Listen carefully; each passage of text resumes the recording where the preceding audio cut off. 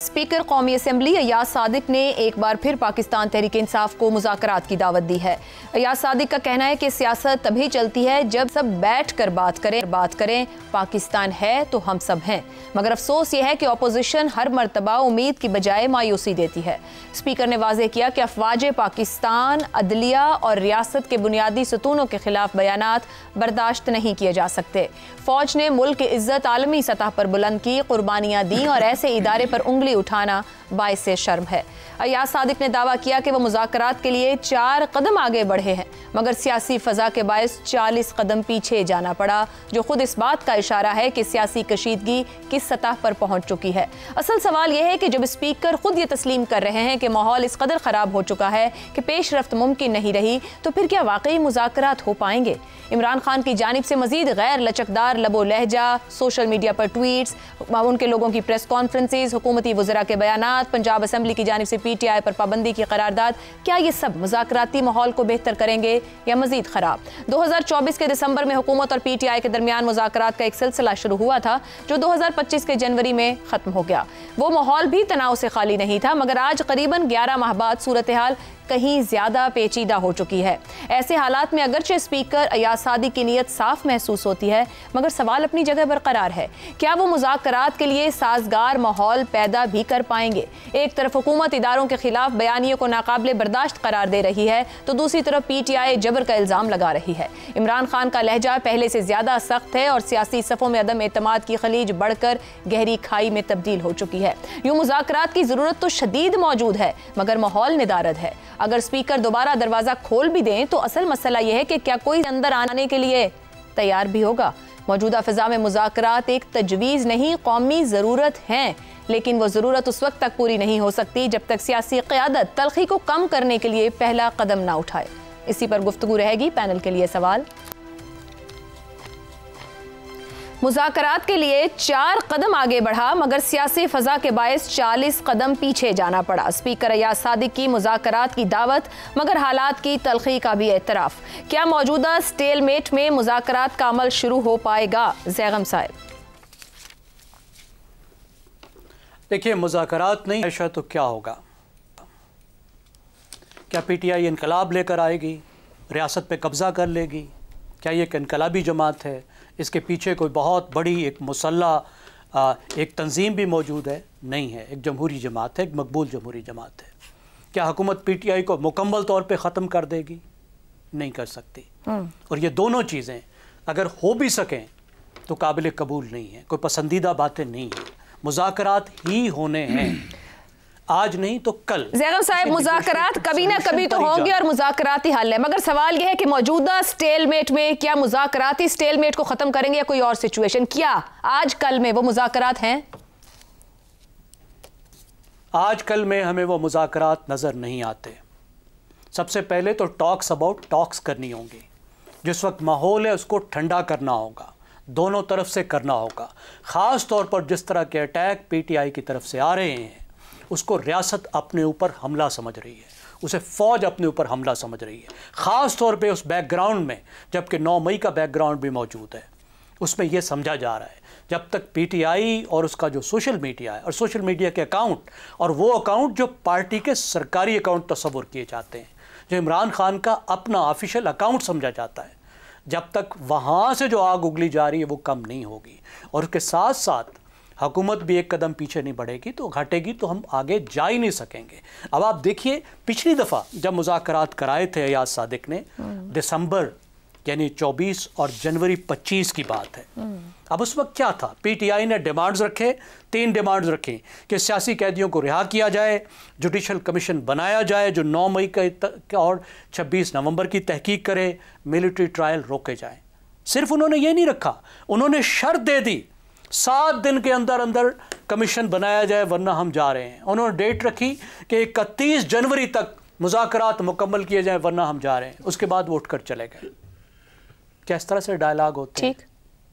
क्या इस तरह से डायलॉग किए जाते हैं? और आप ये कह रहे हैं कि हम सियासी जमातों से डायलॉग करेंगे नहीं। हम अगर डायलॉग करेंगे तो सिर्फ इस्टेब्लिशमेंट से करेंगे, इस्टेब्लिशमेंट कहती है हमें आपसे बात नहीं करनी, आप पहले माफ़ी मांगे 9 मई की, फिर सियासी जमातों के साथ जाके बात करें। ठीक हो गया। तो यहाँ से आगे का रास्ता क्या है? सियासी जमातों को ही बैठना होगा और अब एक एक स्टेप लेना होगा। ठीक हो। खास तौर पर अभी तलखी जिस लेवल पर पहुँच गई है, यहाँ से पीछे हटना कोई आसान काम नहीं है। बेबी स्टेप्स से पहले पीछे हटना होगा, फिर कहीं मुज़ाकरात का मरला आएगा, वो बहुत दूर है। ठीक। इफ्तिखार साहब, स्पीकर अयाज सादिक की जानिब से मुज़ाकरात की दावत को क्या संजीदा कोशिश कहा जा सकता है या महज एक सियासी खाना पूरी की दिखाई तो दे रहा है? पीटीआई बहुत हार्श उसके साथ आगे बढ़ रही है, तो ये कहाँ आएंगे? चलो जी कह के देख लेते हैं एक बार फिर। नहीं, ये जो आपने कहा ना कह के देख लेते हैं, हाँ। इसका मतलब है ये आपको यकीन नहीं है। मैं आपको यकीन से ये बात कहता हूँ, पिछले दिन मेरी बहुत लंबी नशिस्त हुई अयाज सादिक से। आप यकीन करें वो उतने ही परेशान हैं सारी सूरत हाल से जितने आप और मैं हो सकते हैं, और हल उसका यही है कि सियासी मुज़ाकरात। और वो कहते हैं कि अभी देखिए जयगम साहब तो कम से कम फिर हुकूमती मुज़रा थोड़े से कम जारहाना बयानात दे लें। नहीं, अब आप देखें ना, ये वो भी करके उन्होंने देखा है। जयगम साहब ने भी बहुत अच्छी बात की कि भाई 3 मुतालबे थे, अगरचे वो तीनों मुतालबे बहुत इंतहा के मुतालबे थे, लेकिन साथ उन्होंने शर्त रख दी कि इतने दिनों में मुकम्मल हो। भाई कैसे पॉसिबल है? ये मुमकिन नहीं होता।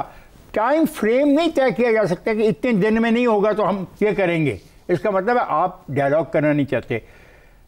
देखो, खुदा के वास्ते go back to the parliament, जाएं, जाके उन कमेटियों में शिरकत करें, इमरान साहब को समझाएं कि मसाइल के हल में। तो मुलाकात ही नहीं हो रही, कैसे समझाएंगे? जब हो रही थी तो फिर तो आग के गोले बरसाए जा रहे थे, फिर रियासत के ऊपर बात हो रही नहीं, तो फिर कैसे समझाएंगे? नहीं, अब क्या है, इन 27 दिनों में यार कौन सी बुनियादी तब्दीली आ गई? और हो जाएगी मुज़ाकरात, रोज गप्पें हो जाएंगी, लेकिन जो गोलाबारी वो करते हैं रियासतों पे, रियासती अदारों के ऊपर, फौज के ऊपर, पार्लियामेंट के ऊपर, अपोजिशन के ऊपर, तो कोई ऐसे तो नहीं कोई खेल होता। खेल के भी कोई ना कोई तय होते हैं मुज़ाकरात के लिए। अब बहुत अच्छी बात की, मुझे बताएं, इन्होंने फरमाया जिनका आपने बयान पढ़ा, वसी तर इस्लाहात की ज़रूरत है। बहुत खूब मेरे भाई, आप उन वसी तर इस्लाहात के बारे में क्या कल तफसीली तौर पे प्रेस कॉन्फ्रेंस करेंगे और मुझ जैसे नाहल आदमी को भी पता लग जाएगा कि आप इस मुल्क में वसी तर इस्लाहात की जिद्दोजहद कर रहे हैं, सिर्फ पानी की जिद्दोजहद की रिहाई की जिद्दोजहद नहीं कर रहे। आइए उन वसी तर इस्लाहात को आवाम के आगे पेश करें ताकि मुल्क में एक डिबेट ले, और अगर दूसरे लोग हुकूमती अदारा आपकी बात मानने को तैयार नहीं तो हमें भी समझ आए यार ये तो बड़ी अकल की बात कर रहे हैं, ये अकल की बात कर रहे हैं और दूसरे इनकी बात नहीं सुन रहे, फिर आपको समझ आएगी। तो आप इस्लाहात तो लाएं। एक ब्रेक लेते हैं, गुफ्तगू आगे बढ़ाएंगे। प्रोग्राम के आखिरी हिस्से में एक बार फिर खुशामदीद। शहजाद साहब, गैर लचकदार रवैया, बयानात, करारदादें स्पीकर खुद तस्लीम कर रहे हैं कि वो 40 कदम पीछे जा चुके हैं, जो 4 कदम आगे भी बढ़े थे। तो क्या मुज़ाकरात छोड़ मुज़ाकराती माहौल भी बन सकता है इस सूरत हाल में? देखिए, मैं समझता हूँ कि बैरिस्टर गौहर और अयाज सादिक साहब दोनों ही अपनी अपनी पार्टियों के बहुत बीबे और बहुत अच्छे लोग हैं, और ये जो चाहते हैं यकीनन अपने दिल से चाहते हैं। मुज़ाकरात होने चाहिए, इसके अलावा कोई और चारा है ही नहीं। लेकिन उसके लिए माहौल कैसे पैदा किया जाए? माहौल की बहुत बात होती है ना कि माहौल पैदा किया जाए। माहौल पैदा करने के लिए पहली बात तो ये है कि जो पीटीआई है ये इदारों के खिलाफ बयानात देना बंद कर दे। पहला इंडिकेशन ये होगा कि अफवाज के खिलाफ, इदारों के खिलाफ या उनकी शख्सियात के खिलाफ किसी किस्म का बयान ना दिया जाए। गवर्नमेंट क्या कर सकती है उसके जवाब में? गवर्नमेंट ये कर सकती है कि इमरान खान की मुलाकातों को आहिस्ता आहिस्ता खोलना शुरू कर दे, परमिट कर दे। मेरे हाल में इससे माहौल बहुत बेहतर हो जाएगा और मुज़ाकरात का एक तरीका इस्टेब्लिश हो जाएगा। पहली बात। दूसरी बात ये देखना है कि क्या हम इससे विन विन कैसे क्रिएट कर सकते हैं। ये तो नहीं कि जिसको वो विन समझते हैं वो ना मिल पाए, या जिसको ये विन समझते हैं वो डिनाई करके तो वो समझे कि हम जीत गए क्योंकि हमने कुछ ज्यादा दिया नहीं। दोनों सूरतों में दोनों साइड पे कोई ना कोई उम्मीद होनी चाहिए कि कुछ ना कुछ उन्हें मिल जाएगा। सो देखते हैं कि हुकूमत क्या चाह सकती है। हुकूमत ये चाह सकती है कि निज़ाम को चलने दो, आओ कमेटियों में आके बैठो, निज़ाम को चलने दो और आहिस्ता मतलब आहिस्ता आहिस्ता जमहूरियत जो है इसको अपना कदम जमाने दो। ये हुकूमत चाहेगी।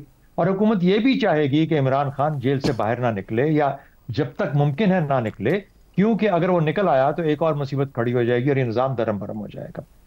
तो वो क्या उस लेवल तक बात को ले जाना चाहते हैं जहां पर वो कहें कि हम यहाँ से उससे ये कह सकते हैं कि हमारे इससे आगे पर चलते हैं, हम इससे आगे नहीं जाएंगे, हम सिर्फ इस हद तक कर सकते हैं कि आपके लिए माहौल अच्छा रखें, आपको बात करने का मौका दें पार्लियामेंट के अंदर, वगैरह वगैरह, वो जो सियासी किस्म की चीजें हैं जिससे निज़ाम का जो जो जो जो सिस्टम है वो चलता है। इमरान, ये पीटीआई क्या चाहेगी? पीटीआई चाहेगी कि क्या हम उस लेवल तक जा सकते हैं जहां पे इमरान खान की रिहाई की पॉसिबिलिटी है, और क्या हुकूमत वहां पे जाके इमरान खान की रिहाई दिलवा सकती है, और क्या इमरान खान की रिहाई से कम पे पीटीआई तैयार हो जाएगी कि हाँ हम सब गुडी गुडी बाहर बैठ के करते रहेंगे, अपनी निज़ाम चलाते रहेंगे, लेकिन हमारा लीडर।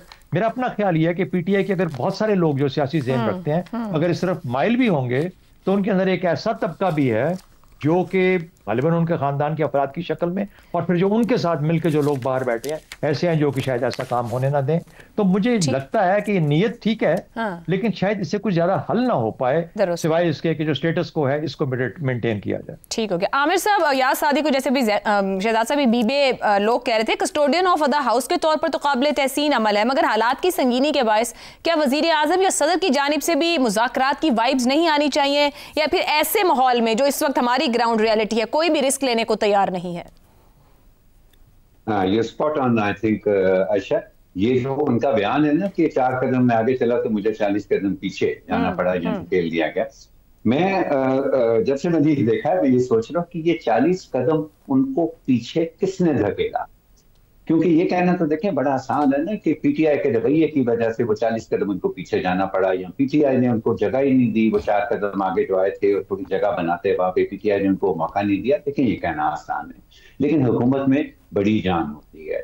सो मैं ये मान नहीं सकता कि अगर वो 40 कदम उनको पीछे धकेलने में चले, पीटीआई ने उनको 25 कदम पीछे धकेला होगा, लेकिन मुझे लगता है कि 15 कदम जो है ना वो उनको अपनी हुकूमत की, अपनी पार्टी की वजह से भी पीछे जाना पड़ा था।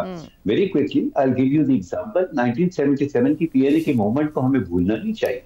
वो एक बाकायदा पाकिस्तान के अंदर एक पॉपुलर स्ट्रीट मूवमेंट की शक्ल इख्तियार कर गई हुई थी, और लगता था कि जुल्फ़िकार अली भुट्टो साहब बिल्कुल घिर चुके हैं, उनके पास कोई रास्ता नहीं है। लेकिन उन्होंने उसमें लोग भी मारे गए थे उस मूवमेंट के दौरान, उस एजिटेशन एहतजाज के दौरान, लेकिन उन्होंने उसके बावजूद मुज़ाकरात का रास्ता निकाला, और वो तकरीबन उनका एक अग्रीमेंट भी हो गया था, जिसको उस वक्त जनजावला ने नहीं माना, इसलिए इसका कोई नतीजा नहीं निकल सका।